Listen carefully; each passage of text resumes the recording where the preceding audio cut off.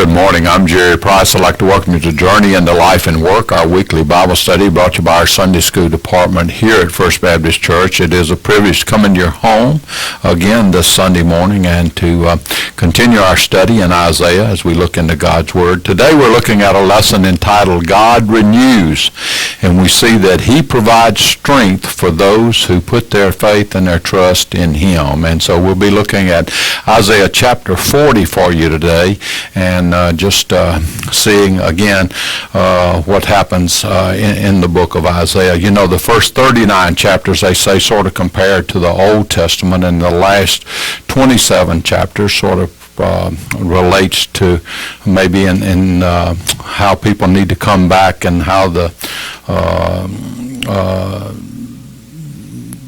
Israelites need to be who they need to be, and how they need to renew their relationship with God throughout the next 27 chapters. So that's what we'll be looking at today for you, and seeing how we can renew our lives with God. So, Teresa, good to see you. Thank you. Fall leaves are changing color. They're beginning to. Aren't they pretty? Everything is so pretty. The sky is so clear and blue and cool. And it's cooler. That helps a lot. Sort of feels like fall, but then I think it's the middle of October. So guess what? It is fall. It is fall, isn't it? So yeah. Well, I like fall and spring. I don't know. I guess that's, if you got to pick, I guess that's okay, and then whichever one you like. Right. But neither one of them usually lasts that long. That's right. Yeah, but we've had several days. We have gone from winter straight into summer. Usually. Yeah. I don't remember going from summer into winter, though. But, we don't have a winter like... well, now they say. Okay, now I'm going to have to call your hand on that. This is going to be a pretty hard winter. Yeah. So Have you seen the thick fuzz on the caterpillar? Is that what you've seen? No, I have not. Or the thick husk on the pecan? I'll have to go look at caterpillars and pecans. I haven't done that.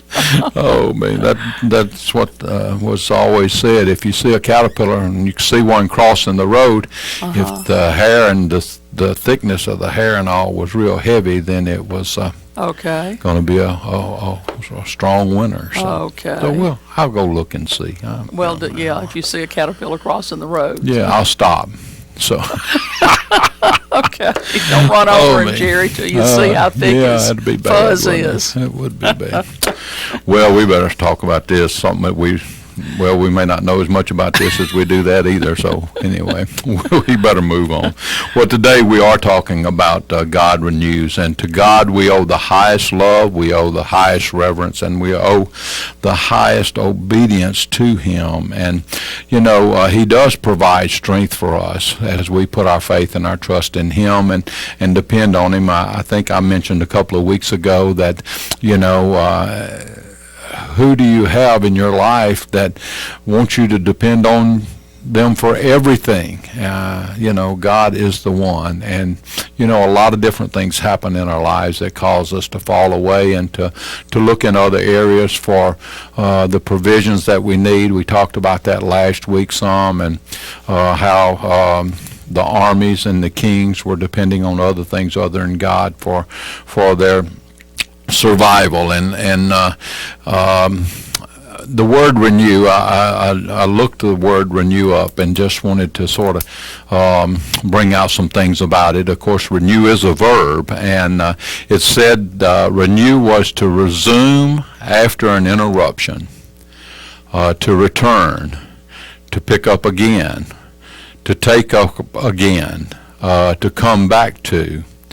It said renew was to make like new, restore to freshness, vigor, or perfection, our strength in sleep, it says.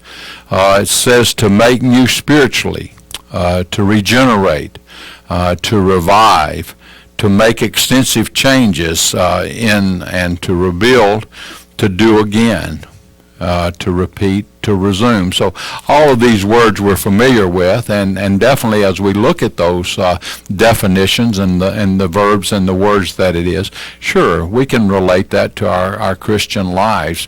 We get bogged down in the everyday hustle and bustle. We forget about God a lot of times. We try to do things on our own and go in our own direction. We look for other avenues to provide for us, and then we realize that that's just nothing's working, and then we definitely want to renew our relationship with God. We come back to Him. We ask Him to forgive us. We ask Him to help us. We call upon Him for that comfort and that peace and that support and that presence that we need in our lives, and He's right there to do that. And so today we're going to look at this lesson and talk about that a little bit. And see how they all came about that, the Israelites and the Judeans. As we looked at chapters 1 through 39 of Isaiah, it focused on the judgment, as I was talking about, on Israel and Judah and the nations. Assyria, if you'll remember, was a dominant power, and then you see what happened there and God's instrument of judgment on that. Assyria received judgment for its own sins, and then we move today over into chapter 40 through 66, and it focuses on the return from the Babylonian redemption and Babylon redemption, and so we're going to begin to look into that area. It's chapter 40 through 41, and that's what we'll sort of focus on today. Sort of a do-over for the people of God, a renewal. The penalty for their sins had been paid. They had a chance to start anew, to be refreshed. The exile, the Israelites, the Judeans experience, all of that was a testimony to God's ability to accomplish what He had said that He would do, and He delivered on that. And so as we saw see the destruction of Jerusalem and the exile of the people, demonstrated just exactly what God had predicted would happen. And the exile would last for 70 years. And it was a testimony to God's character and His power to accomplish His word and what He said would happen. And so that's pretty much chapter 40. 41 talks about the deliverance of Isaiah's audience. It sort of plays out. And not only would God's people be redeemed from captivity, but there would be also opportunities for all nations to come to a redeemable knowledge of God. And so 41 makes it clear that God would work through the existing institutions of the world to accomplish His task. And, God works through those normal events in history and things that happened. And for Isaiah, the idea that God would orchestrate history was even more astounding. And it demonstrated that God was in control of everything and everyone. And so finally, in this chapter 41, a concept would reoccur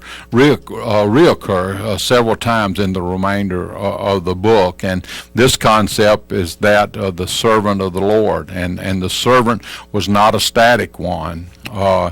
Israel was the servant who would accomplish God's will, and so Israel's captivity proves that God is in control and that idols can do nothing. And so the exile demonstrates God's love and His control.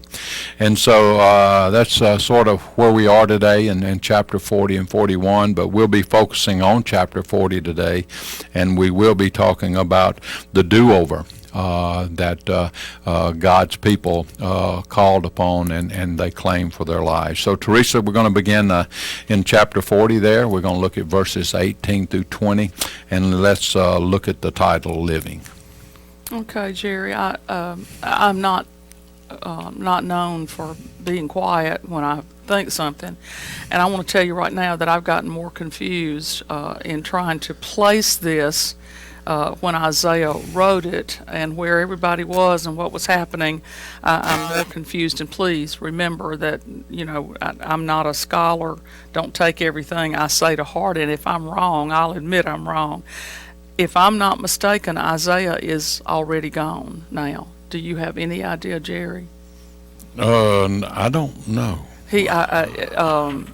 This Isaiah was born in the 8th century, which they're not sure exactly what year, so he would have been born in the 700s. And the people are in Babylonian captivity from around, 100 and something years later. He was alive during when the northern kingdom, Israel, was taken into captivity by the Assyrians. But this is prophecy. I mean, we think he wrote it. We think he wrote the entire book of Isaiah. There are some people who argue about that, but it was his prophecies. God was giving him this information. Now, and I may be wrong. And if I am, call the church and get my number and call me and tell me, because I'd like to know. But as Jerry said, we're beginning in this chapter. Well, we'll be in chapter 40 the whole time. Chapter 40 through chapter 66 are called the Book of Consolation, because Isaiah is telling them, and he is talking to the people of Judah, the southern kingdom. He's telling them they are going to come out of captivity and that God is still with them, even though they think God has forgotten about them. Now remember that Israel, the northern kingdom, has already fallen to the Assyrians. That was in about 722 BC. And you remember that BC, the years go backwards instead of progressing.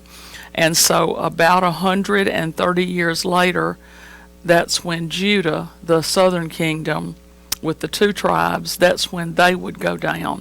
And of course, that's where Jerusalem was. And so that's where Isaiah lived and first began his prophecy, and that was in Judah. So unless I'm wrong, and I certainly could be, this is prophecy. He was told by God, the people of your country, the people of Judah, are going to be taken into captivity. And so we know that the Babylonians did that in about 586. Also, I was wondering about Daniel, and where was Daniel? I knew he was in Babylon in captivity, but where did he come from? Babylon. Daniel's home was Jerusalem, but he was already in captivity before 586. So I'm assuming that the Babylonians came in and before the major war, that they came in and just destroyed everything and destroyed the temple and much of Jerusalem along with it. I'm assuming that he was taken before then, if all the dates are right. So anyway, we'll see about that. You may not be interested in history, and I like to be able to place folks and know where they're coming from and where they went. But verse 18 is, with whom will you compare God? What likeness will you set up for comparison with him? He is letting you know that the exile is not a weakness of God. It's not that God failed his people, because that's what a lot of people were thinking when they went into captivity, when they had to leave their homeland. They thought, well, our God has deserted us.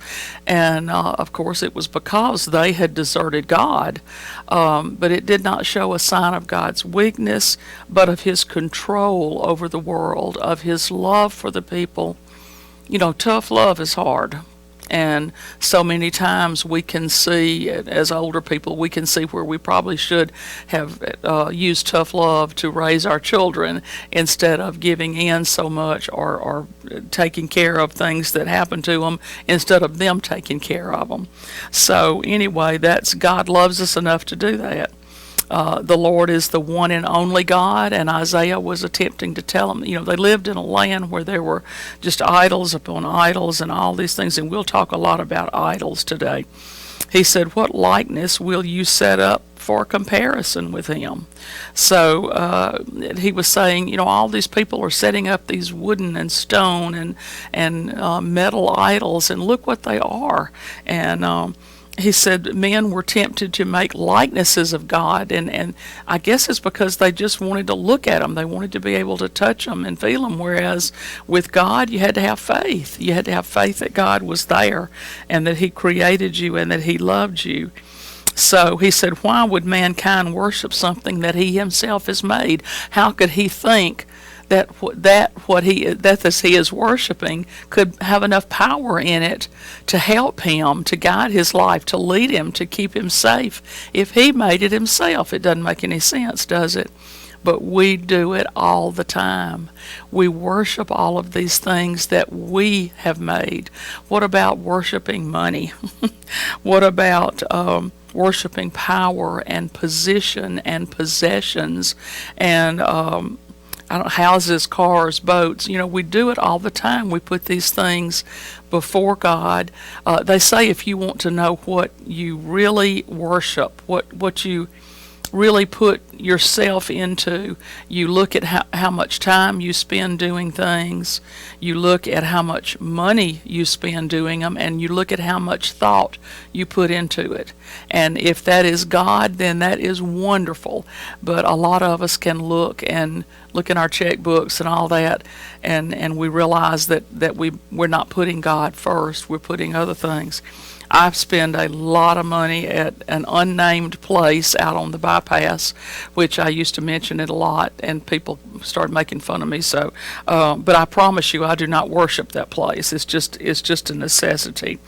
But he said, why wouldn't people control, why wouldn't people worship the one who created them and has control over their lives? Do they doubt that? I don't know. Surely not. Verses 19 and 20, an idol, something that a smelter cast and a metalworker plates with gold and makes silver chains for. A poor person contributes wood for a pedestal that will not rot. He looks for a skilled craftsman to set up an idol that will not fall over.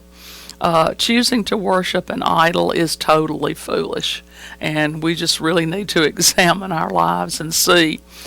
He said, since people control the process of making, and again, just in case we didn't understand when he talked before, he sort of does it again. The created idol has no power at all. It has to be made by human hands. It does not move. It does not speak. It does not eat. It definitely didn't put the people into exile, and it definitely would not get them out of exile and send them back home. So he talks about how it's molded and crafted, and then the metal that was used to create it, and then the gold that was used to plate over it. And he said it's ridiculous. This metal is made into a lot of things, and why would you think it becomes super special when you make it into an idol? And then he talks about the pedestal. And sitting the idol on the pedestal so that you can have it in a prominent place and you can come and worship it. And you need to, if you haven't read 1 Samuel lately, go to 1 Samuel, the 5th chapter, and it starts out talking about an idol. The people worshipped Dragon, and I did not look it up, and I don't remember what Dragon stood for, but anyway, they worshipped him, and they made an idol out of it, and they put it on a pedestal in the temple of Dragon. And so they came in to worship Dragon one morning, and Dragon was down on the floor, and the hands and feet were broken off, and the head was smushed or broken, and his body was laying on the floor. Well, they were appalled. I mean, here was their God. This is who they worshipped, and here he is on the floor in pieces. Well, they pick his little body up, and they put him back on the pedestal, and the next morning they come in, and he's fallen again. Now, who do you think did that? God, of course, did it. He had the power to do it. Dragon could not help himself. And I don't think that the people learned their lesson then. They may have, but I don't think the scripture indicates that they did. how can anyone worship something that has to be stabilized in order to sit up and to stay there? The very thing that makes idols so attractive is the fact that people have control over them. As we get older, we're losing more control over a lot of things all the time. In my experience, money gets tighter. I mean, you don't have salaries anymore. You're on a fixed income.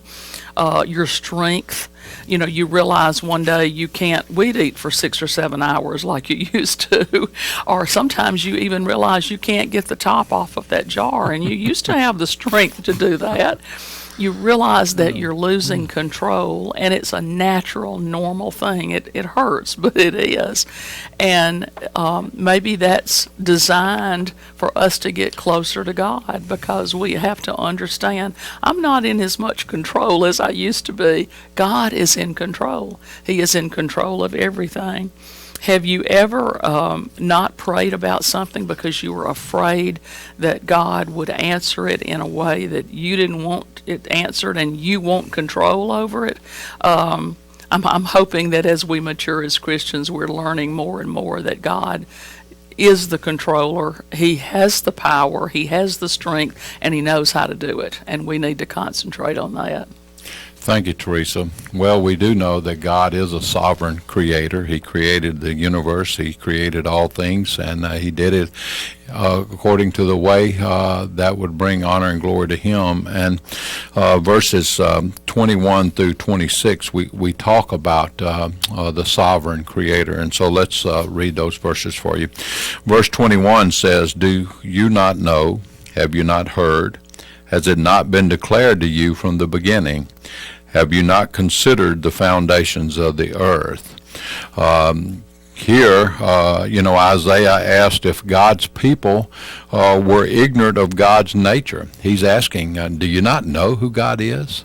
Do you not know what He's done? Have you not heard about Him? And where have you been? I mean, look at what He's done. Don't you remember? And they've heard time and time again, that they had about the stories about God and His character and His covenant with Him that He made with Abraham and Isaac and Jacob and all the people that He had made the covenant with. And so Israel's very existence as a people was tied to God from the beginning. I mean, they were God's chosen people. And so from the time of his calling to be a prophet, Isaiah knew this message. And he knew that it would cause the people to become more resistant to the message that God had for them. And God told Isaiah that his words would actually dull their ability to hear and cloud their ability to understand. Sometimes we hear something so much till we do become dull to it, don't we? We hear it over and over and over again, and all of a sudden we don't hear it, or we don't act upon it because it just becomes a matter of fact. And so this is what the people were doing. They had heard of God, they had heard of who He was, and everything, all about the history and how He had provided for the Israelites and everything, and they just heard the story so much till it just really didn't matter to them. They just didn't, it just become dull. And so, but the people still were without excuse. And when they were tempted to make idols, they were reminded that the only true God has existed forever. Just only God who created everything. He's the only one that has existed from the beginning. They didn't build this God last week and start worshiping. God was here from the beginning. In the beginning was God, it says. And so He was here long before the materials were used to make idols even came into existence. And matter of fact, He created or brought about what the materials were. So, God created all things. He created the foundations of the earth, and He created the gold, and He created the trees, and everything that was used in order to make these idols. And He was the creator before the foundations of the earth, and he created those foundations. Verse 22 through 24, Isaiah emphasized that the Lord is enthroned above the circle of the earth, that God is above, and he's separate from his creation. And so let's read 22 through 24. It says, God is enthroned above the circle of the earth. Its inhabitants are like grasshoppers. He stretches out the heavens like thin cloth and spreads them out like a tent to live in. He reduces princes to nothing and makes judges of the earth like a wasteland. They are barely planted, barely sown. Their stem hardly takes root in the ground. When he blows on them and they wither, a whirlwind carries them away like stubble. No substance whatsoever. No strength. You know, I mean, they're just like, have you ever just taken grass clippings and just thrown them up in the air when the wind was blowing and just watch them be scattered everywhere?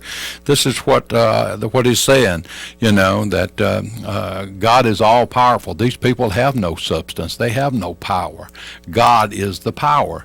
And in contrast to God's power and size, the people on earth, he says, are like grasshoppers. We were at a ball game Monday night, and there was a grasshopper there that was about, I would say he was probably 3 inches long maybe, and he was just fluttering around everywhere, you know, going here, there, and the other, and I don't know whether the lights were blinding him or whether he was just having a high-ho time or whether he had gotten into a sugar high off of a Coke on the ground or something, but I mean, he was going everywhere. He was doing really wild things, but anyway, it was really fun to watch him flying around and having to dodge him as well too. But in contrast to God's power and size, you know, he says the people on earth are like grasshoppers. They're small, they're minute, you know, and so that's how Isaiah used this image as to how people must appear to God. And so from that, Isaiah went on to describe the relationship with the world that God created.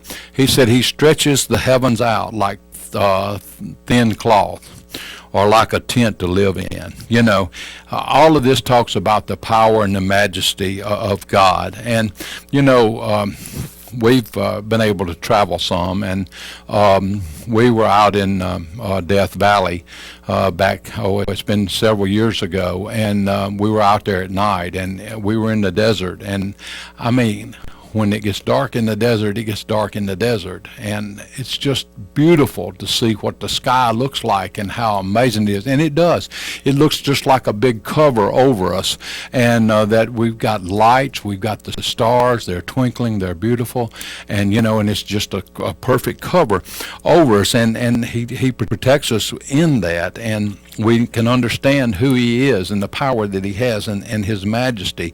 But, you know, the pagan religions, you know, they describe the gods making the heavens from their own bodies. You know, they were talking about when one dies, you know, heavens and earth comes from a god's corpse, you know, something else happens, you know, from that. But anyway, most ancient people believed that the creation was made from the same divine substance as their God. If it was gold, then, you know, it was made from gold, or wood, or earth, or whatever. And so the gods were tied to the world that they operated in, and they were affected by it. Not so with Israel's God. He was wholly apart from what he had made. He was high above in the heavens, overlooking the creation that he had made below. Well, you know, God is the creator of all, and since he is, he's the one who reduces princes to nothing. He has all power. He determines who's going to rule where and what's going to happen. Isaiah wasn't speaking of a removal of power so much as a removal from existence. You know, God would unmake the rulers. He's sovereign. He can do anything. He can cause anything to happen. He's all powerful. He's all knowing, and he's all doing. And the judges of the earth he talked about, you know, that they would just blow away like wind, whirlwind, and they would be just scattered like stubble. And they would be formless. They'd be void. They wouldn't have any substance whatsoever. And so God set things into order. You know, he created everything. He is the creator of all. So, you know if he is, he can make leaders. He can make institutions. He can do anything that he deems necessary to do.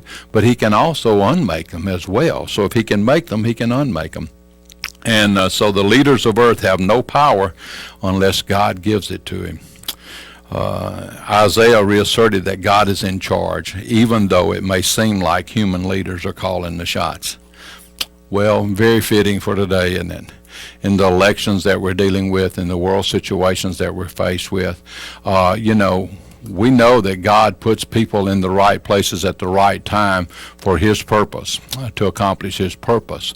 And so it's our responsibility as Christians that we pray to God and ask him to provide us with the leaders who have substance, who can make the right decisions. And so he can do that, and he can also take those that make wrong decisions out of positions of leadership. So he is still in control. And so the same earthly leaders, it says, that are like plants that only last a season.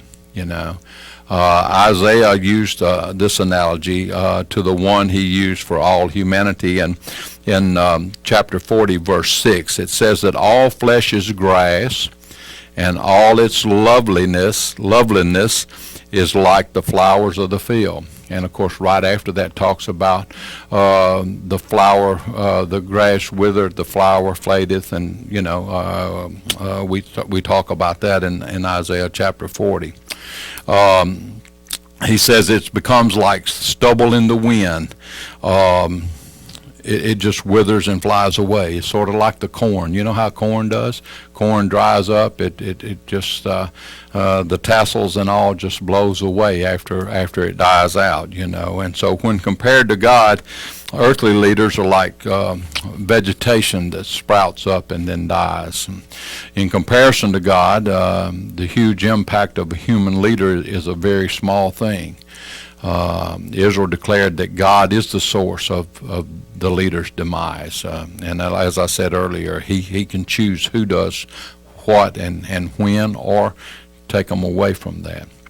The rise and fall of human leaders is no random thing, and God is in control of the process from beginning to end. A lot of people think that God is taking his hand off of the United States today, that he's turned his face away from it due to the fact of all that's going on in it. But rest assured that God is in control, and as we as Christians will pray, seek God's face and pray, turn from our sins, then he will heal our land. And he tells us that, and it's a promise in 2 Chronicles that he'll do that. Well, verses 25 and 26 says, "To whom will you compare me? Or who is my equal?" Now this is the Lord speaking. Ask the Holy One. Look up and see. Who created these things? Who brings out the stars by number? Who calls all of them by name?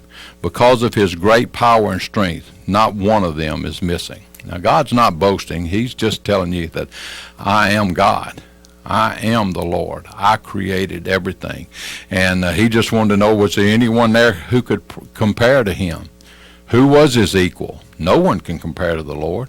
He called himself the Holy One. And Isaiah's favorite term for God, was the Holy One of Israel. He used that often in his scriptures. And so God's morally perfect character and his separateness from his creation, is what we can bank on, because he is God. He is the one and holy God. He'll deliver us as his people, and he wants us to emulate his character in the way that we live our lives. That's what we strive for as Christians. We strive to become more like God, become more Christ-like as we live and work and dwell here upon this earth. That's what we're created for, is to be an image of Christ. He talks about the stars and the sun, the moon, the stars. A lot of those people worshipped the gods. They said that those were gods, sun god, moon god, but God created those. They bowed down to all the stars in the sky, and you know what? God created those stars, and Isaiah said, God created them, he numbered them, and he called them all by name. He put every star in place as he created the heavens. And so God, if you'll remember, God marked Adam. He marked Jacob. He changed their names. He changed Abram to Abraham. He changed Jacob to Israel. So he has power over everything. He named the stars. He wanted to change Abram's name, and he wanted to change Jacob's name, and he did it. And he said, "You will be called." And from that, he was. And so God has power over the stars of the heavens, and their existence depends on God. And he controls each and every one of their number. He knows how many's there. So God has no rivals. God has no peers. He has no equals. Satan is strong in our world today, but he's not God. Satan is a fallen angel. God, therefore, deserves all of our trust and our promises, and he promises to reward that trust that we put our faith on him, and he'll do that in ways that's beyond our comprehension. So we need to remember that God is God. He is a sovereign God, and he can do what he sees necessary to benefit his people. So, Teresa, let's look at verse 27 through 31, and then let's look at the tireless source. Okay, let's read those. Jacob, why do you say, and Israel, why do you assert, my way is hidden from the Lord, and my claim is ignored by my God? Do you not know? Have you not heard? The Lord is the everlasting God, the creator of the whole earth. He never becomes faint or weary. There is no limit to his understanding. He gives strength to the faint and strengthens the powerless. Youths may become faint and weary, and young men may stumble and fall, but those who trust in the Lord will renew their strength. And what a beautiful finish to these verses. They will soar on wings like eagles. They will run and not become weary. They will walk and not faint. How beautiful those verses are. He's calling to God's people, and he knows that the people are fainting.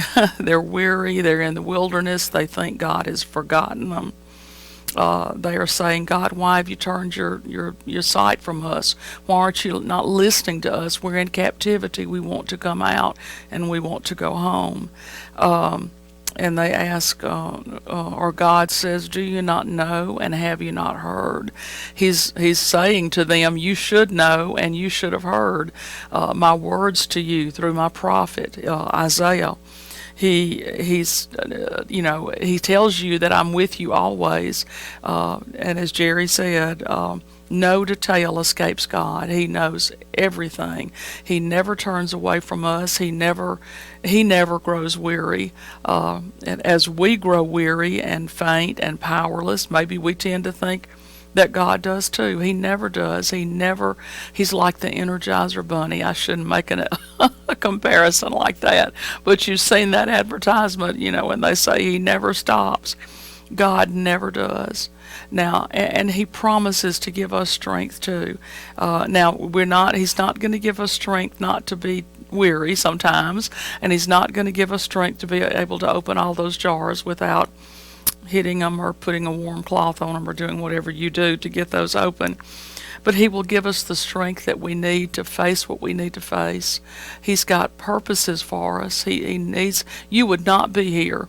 If you're a Christian, you'd not be alive right now if God didn't have a reason for you to live, if he didn't have blessings that you needed to share with other people.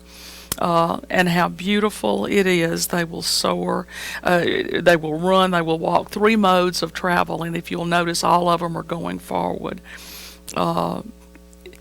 We have no reason to despair. God trusts us. He loves us. He trusts us with blessings. He wants to be with us. He wants to care for us. And you've probably been in the wilderness. We talk about being in the wilderness. through grief or through pain or through tragedy, and you just couldn't feel the presence of God. It's then when we need to pray. It's then when we need to go to the Scriptures and read His promises and know that they who trust in the Lord will soar on wings like eagles. They will run and not become weary, and they will walk and not faint. Thank you, Teresa. Well, this lesson that we've looked at today, we've seen as the people of Judah faced the hardships of Babylonian exile, Isaiah exhorted them to remember who God was. He said, He's the God who chose you, and He's the God who is with you. We must remember that the Lord is our deliverer. He's our comforter. He's omnipotent. He's able to save us from any threat, vindicating and rewarding those of us who remain faithful to Him. Our enemies will fade away and they'll perish because God is almighty. As the Creator, God has both the ability and authority to do with His creation whatever He desires or whatever He pleases. The Lord demonstrates the supremacy He has over the nations by His knowledge. He does it by His wisdom. He knows what is right. He does what is right. He does it in the right way. He does it at the right time. And He does it to the right extent. He does it perfect. God is superior to the nations because He is superior to the idols that other nations worship. He created the stars. He calls them by names, and what have the gods of other nations done? They've done nothing. Their gods can't do anything because they are nothing. They have no substance. There's nothing to them. And so those who choose to worship them are just being deluded, idle. So everything Isaiah said, he premises the truth that there is only just one God, and he says the Holy One of Israel, and he called God that. The Lord establishes His supremacy over the nations by pointing out that they are temporal, while He alone is eternal. He is forever and forever. And the day's coming when God will bring down the arrogant nation, and He will exalt us, His people. So as a shepherd cares for his sheep, the Lord tenderly attends to the needs that we have in our lives each day. He manifests His sovereignty over all humanity by loving them and not by compulsion. His faithful love compels us to respond to Him in faithful obedience and to serve Him and to live for Him. And this loving kindness and deliverance of us will prove God's love for us. And so those who reject Him, they're going to fall. But those of us who put our faith and our trust in the Lord will soar on wings like eagles. Isn't that beautiful? God takes care of us. He provides for us, and He's there to restore us when we fall away. So if there is a need that you have in your life today, a spiritual need, maybe you've stepped away from God. Maybe you've gotten sort of burned out, and you said, I just tired. I just don't want to feel like I need to do that anymore. Or maybe I don't feel God's near to me anymore. If there is a need that you have in your life, a spiritual need, we do invite you to call our church office at 289-5575. We have a wonderful staff that would welcome the opportunity to pray with you and to counsel with you and to help you understand how God is still there for you, and He's still on the throne, and He can make a difference in your life. Next Sunday, we're going to be looking at a lesson entitled God Acts, and we're going to see that the one true God is incomparable. He will complete His plan to save His people. So look ahead, read Isaiah chapter 46, and then be prepared as we come together again next Sunday morning. So for Teresa Henry, the TV ministry here at First Baptist Church, I'm Jerry Price, hoping you have a great day in the Lord, and we look forward to being with you again next Sunday as we journey into life and work. Thank you for being with us today.